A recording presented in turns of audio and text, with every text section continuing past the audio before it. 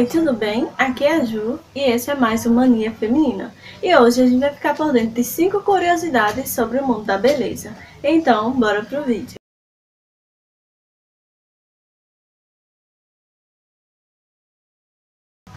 Você acha que o processo peeling é novo? Não, não é. Desde 1886, este processo era praticado com ácido e correntes elétricas. Mas ainda bem que esse processo evoluiu.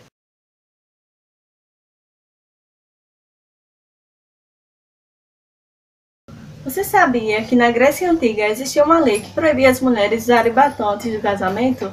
Pois era justamente isso que acontecia. Mas depois de alguns anos depois dessa lei sair do rol, o batom passou a ser usado por mulheres menos nobres.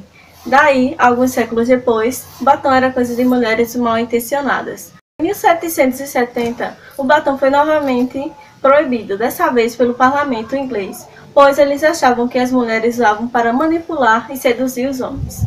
Só no século XIX, o batom passou a ser popular. Em 1921, o batom apareceu em tubos, vendido somente em Paris. Só em 1930, o mercado se espalhou-se pelo mundo.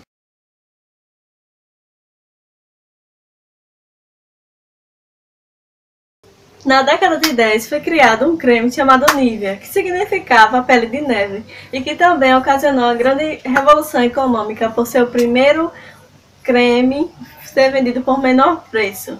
Sua composição era de água e óleo, um tanto estranho e gorduroso.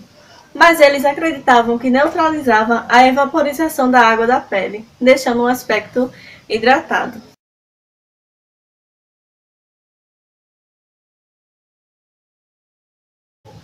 As primeiras explorações da maquiagem foram o tom rosa, associando ao tom saudável da pele.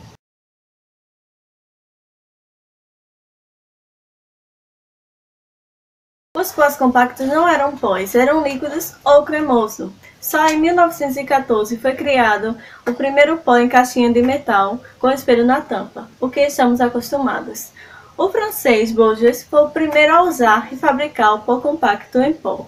Daí em diante, o blush também se tornou compacto e o lápis e o batom se associam à maquiagem.